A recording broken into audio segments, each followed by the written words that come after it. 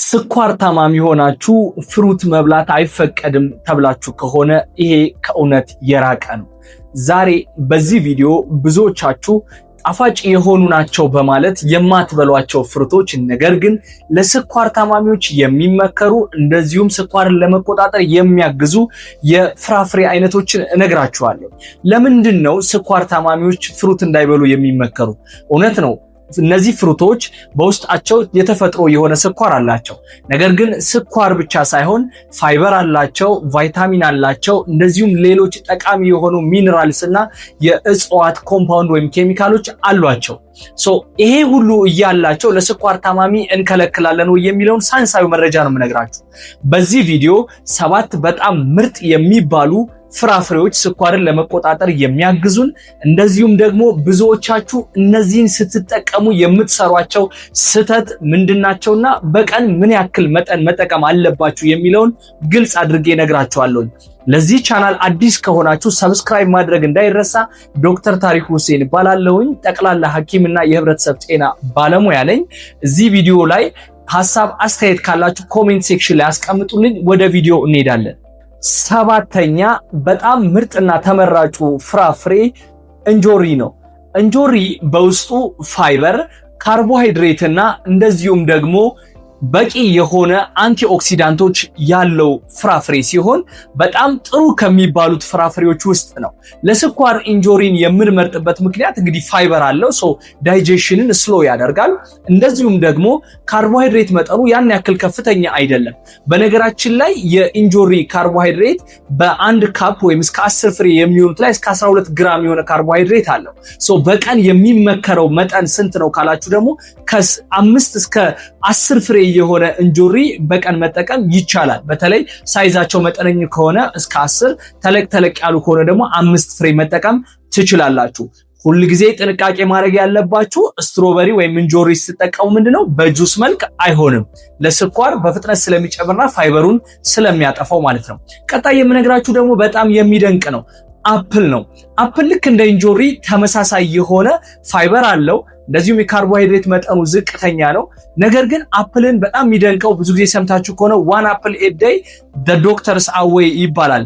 ያ ማለት አንድ አፕል በየቀኑ የሚጠቀም ሰው ከሕክምና ሁሉ እንዲርቅ ያደርጋል። በጣም ጤናማ ከመሆኑ የተነሳ ነው ለአፕል። ለስኳር ታማሚ እስቲ ትልቁ ስህተት ምንድነው? እዚህ ጋር የምትሰሩት አፕል ጁስ ብላችሁ ልጠጡ ትችላላችሁ። ጤናማ ነው ማለት የምትጠቀሙበት መንገድ ደግሞ ማተር ያደርጋል። የተፈጥሮ ስኳር በውስጡ ቢኖርም ጠቃሚ ቢሆንም አጠቃቀማችሁ ግን በጁስ መልክ አይሆንም። መግመጥ ወይም በቁርጥ መልክ መጠቀም ነው። በቀን የሚመከረው አነስተኛ የሆነ አፕል መጠቀም ትችላላችሁ። ሳይዙ ተለቅ ካለ ግማሽ መጠቀም ትችላላችሁ። ሌላኛው በጣም ብዙዎቻችሁ እንዳውም ሐሜት ደረሰበት የምንለው ብርቱካን ነው። እንግዲህ በ5ኛ ደረጃ ብርቱካን ያስቀመጥነው ብርቱካን ብዙዎቻችሁ በጣም ጣፋጭ ስለሆነ ለስኳር የማይመከር ይመስላችኋል። ትልቁ ስህተት የሚኖረው በጁስ መልክ መጠቀም እንጂ እስቲል ብርቱካን በውስጡ ፋይበር አለው። ስለዚህ ፋይበር መኖሩ ደግሞ ምን ጥቅም አለው ካላችሁ ስኳርን ቶሎ እንዳይጨምር ያግዘናል። የምትበሉት ግን ፍሬውን እንዳለ ነው እንጂ ወይም ልጫውን ብቻ ካላጣችሁ በኋላ ያለውን ነው እንጂ በጁስ መልክና ወይም መጣችሁ የምትጥሉት ከሆነ ግን ስቲል ስኳርን ይጨምርብናል። በቀን የሚመከረው አማውንት ትልቅ ከሆነ ግማሽ፣ ካልሆነ አነስተኛ ብርቱካን በቀን ውስጥ ሰርቭ ማድረግ ወይም መጠቀም ትችላላችሁ። እንግዲህ ሁሉም ላይ እያያችሁ ያለው ትልቅ ስህተት የምትሰሩት አለ። ወደ መጨረሻ አካባቢ ደግሞ ይሄንን ስህተት በደንብ ክሊር እንድታደርጉ አስቀምጥላችኋለሁ። በነገራችን ላይ የስኳር ታማሚ ከሆናችሁና የስኳር የሚለው ፕሌሊስት ላይ ያስቀመጥኩት ስኳርን ለመቀልበስ የሚያስፈልግ እንጀራን በተመለከተና ሌሎች ከስኳር ጋር የተያያዙ ስኳራችሁን ለመቆጣጠር የሚያስችላችሁን የምግብ እቅድ ጨምሮ ቻናሌ ውስጥ ላይ የሰሯቸው ቪዲዮዎች አሉ። ገብታችሁ ማየት ትችላላችሁ። እንቀጥል። በ4ኛ ደረጃ ያስቀመጥኩላችሁ እንግዲህ ብዙዎቻችሁ የምታገኙት ከሆነ በጣም ምርጥ ፍሩት ነው። ይሄም ፒርስ ነው። እንግዲህ ፒርስ በውስጡ ከፍተኛ የሆነ ግራም ኦፍ ፋይበር አለው። ከ5 እስከ 6 ግራም የሚሆን ካርቦሃይድሬት በአንድ ፒርስ ውስጥ ይኖራል። በፋይበር መጠኑ ከፍ ያለ ነው። ስለዚህ ለስኳር ታማሚ ቆንጆ ከሚባለው ፍሩት ውስጥ ይመደባል። ይህ ፍሩት ስቲል እንደሌሎቹ በጁስ መልክ ወይም ፈጭታችሁ የሚሆን ከሆነ ግን አሁንም ምግቡን እያበላሻችሁት ወይም ስኳራችሁ እንዲጨምር እያደረጋችሁት ነው። ሌላኛው መጠንቀቅ ያለባችሁ አሁንም መጠን ነው። በቀን አሁንም አንድ ፖርሽን ወይም አንድ ፍሬ ፒርስ በላይ መጠቀም የለባችሁም። ምክንያቱም የካርቦሃይድሬት መጠኑ እየበዛ በሄደ ቁጥር ስኳራችሁን ከፍ ስለሚያደርገው ማለት ነው። በሶስተኛ ደረጃ ያስቀመጥኩላችሁ ከተመቻችሁ ወይም ካገኛችሁት ነው። ብዙ ጊዜ አይገኝም። የኪዊ የምንለው ፍሩት ነው። የኪዊ ፍራፍሬ በጣም የሚያስደንቅ ፍራፍሬ ነው። በውስጡ ያለው የካርቦሃይድሬት መጠን ዝቅተኛ ነው። እንደዚሁም የፋይበር መጠን ደግሞ የተወሰነ አለው። ስኳርን ለመቆጣጠር ከሚጠቅሙን የፍሩቶች አይነቶች ውስጥ ወይም ስኳርን በቶሎ ከማይጨምሩት ፍሩቶች ውስጥ የሚመደብ ነው። ስቲል ካገኛችሁት በቀን አንድ ወይም ግማሽ ደግሞ ያክል መጠቀም ትችላላችሁ። ሁለተኛ ላይ ያስቀመጥኩላችሁ ሁላችሁም ልትደነግጡ ትችላላችሁ። አንዳንዴ የትን መድበው ትችላላችሁ። የቅባትን እንበለው ወይስ ፍሩትን እንበለው ሁሉ ልትሉ ትችላላችሁ። አቮካዶ ነው። እንግዲህ አቮካዶ ብዙ ጊዜ በውስጡ ዝቅተኛ የሆነ ካርቦሃይድሬት መጠን ያለው፣ ነገር ግን አቮካዶ በውስጡ ፋይበር ያለው እንደዚሁም ደግሞ አንሳቹሬትድ የሆነ ፋት ያለው ቅባት ያለው ነው። ነገር ግን አቮካዶ ለስኳር ታማሚዎች በምን አይነት መንገድ ነው የምንፈራው? ክብደታችሁ ከፍ እያለ የሚሄድ ሰዎች ግን ካሎሪ ደንስ ስለሆነ ወይም ኃይል ሰጪ ስለሆነ ውፍረት እንዳይጨምርብን ስኳርን አይደለም የሚጨምረው፣ ነገር ግን ካሎሪ ዴንስ ስለሆነ ውፍረት እንዳይጨምርብን በተቻላቸው አቅም ፖርሽኑ ላይ መጠንቀቅ ያስፈልጋል።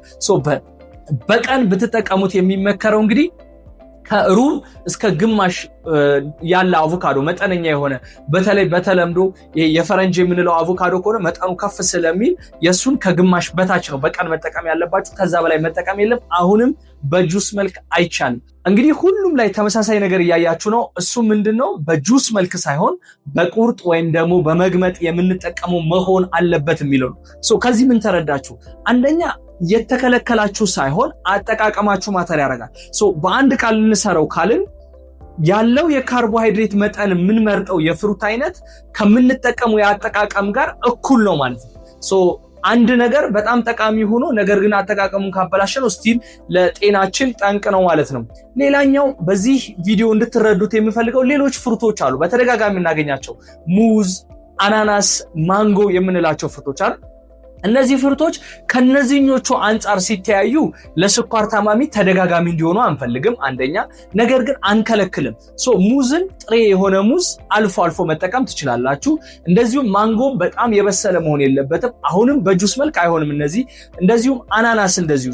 እነዚህን ፍሪኩዌንሲያቸው ጭምር መቀነስ አለበት። እስካሁን የዘረዘርኳቸው ግን በቀን ውስጥ ብትጠቀሟቸው እንኳን አንዳንድ ጊዜ ችግር አይኖረውም፣ መጠኑንና አጠቃቀማችሁን ወይም አበላላችሁን ብቻ ካስተካከላችሁ።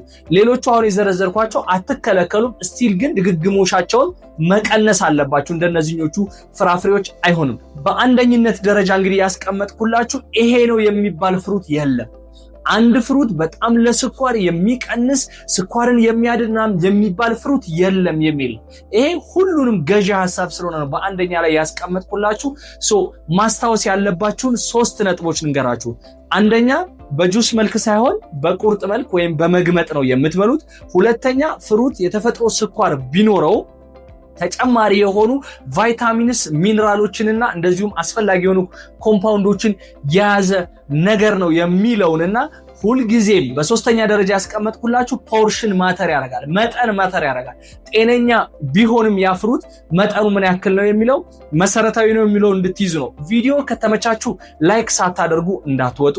እንደዚሁም የኔ ቤተሰብ ካልሆናችሁ ቻናሌን ሰብስክራይብ ማድረግ እንዳይረሳ። እንደዚሁም ለምትወዱት ወዳጅ ዘመዶቻችሁ ሼር ማድረግ እንዳይረሳ። በየቀኑ ቪዲዮ እንዲደርሳችሁ የደውል ምልክቷን ተጫኑ። እስከዛው ቸር ቆዩ።